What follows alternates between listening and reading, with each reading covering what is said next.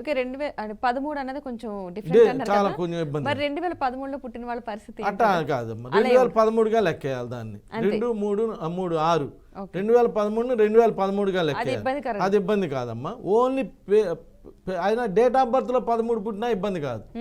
పేరులో అంటే date of birth మన చేతుల్లో లేదు కదా, అది భగవంతుడి నిర్ణయం. మనం పెట్టుకునే పేరులో 13వ నంబర్ రాకుండా చూడాలి. అంతేగాని పుట్టిన దానికో 13వ తారీఖు పుడితేనో, లేదా 10th క్లాస్ ఎగ్జాము 13వ తారీఖు బిగిన్ అయింది అట్టని చెప్పి నేను ఎగ్జామ్కి వెళ్ళాలంటే కుదరదు. మన చేతుల్లో ఉన్న వరకు, మన చేతుల్లో ఏముంది, పేరు ఉంది, అంతమించి ఏమున్నది. ఇప్పుడు 13వ తారీఖు నీకు జాబ్ ఇస్తాను రమ్మని నేను రానంటే కుదరదు కదా.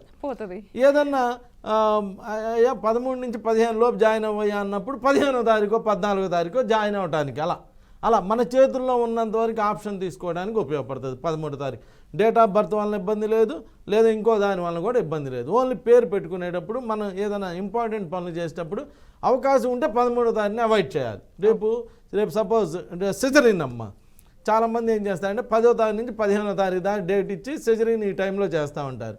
చేస్తామని 13వ తారీఖు చేద్దామంటే వద్దంటే 14 చేయండి అని చెప్పి చేయించుకోవచ్చు, లేదా 12 చేయమని చెప్పి చేయించుకోవచ్చు. అలా అవకాశం మన చేతుల్లో ఉన్న అవకాశం వరకే దాన్ని తప్పించుకోవడం మంచిది. 13 ఒకటి 18 ఒకటి 18 కూడా ఇలానే ఇబ్బంది పెడుతుంది, అంత పైకి తెస్తుంది. 5వ అంతస్తు అయితే టకా ఎక్కిస్తుంది, లిఫ్ట్లో ఎక్కిస్తుంది, అక్కడి నుంచి దబేల్మని పడేస్తుంది.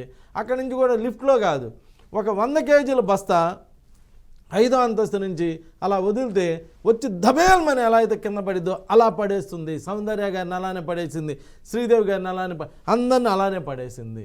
తీసుకెళ్ళేటప్పుడు లిఫ్ట్లో తీసుకెళ్తుంది, మెట్లు ఎక్కాల్సిన అవసరం లేదు, పడేసేటప్పుడు కూడా అంతే ఘోరంగా పడేస్తుంది. సో అలాంటి నంబర్లని కొంచెం జాగ్రత్త పడటం మంచిది. మన పేర్లు అలాంటి నంబర్లను ఇన్వైట్ చేయకుండా ఉండటం మంచిది. ఏదైనా మంచి పనులు చేసేటప్పుడు అలాంటి నంబర్లను ఇన్వైట్, రేపు పెళ్లి చేయాలి 18వ తారీఖు 13వ తారీఖు చేసుకోకుండా ఉంటే మంచిది. అలా నెగిటివ్ అని తెలిసినాక ఆయన ఏమైందో చూద్దామండి, ఇంకా నువ్వు చూడటానికి ఏమి ఉండదమ్మా, అయిపోయింది దాని పైన చేసేసిద్ది. నువ్వు చూడటానికో ఇంక చేయటానికో ఏమీ ఉండదు. అందుకని జాగ్రత్త తీసుకోండి.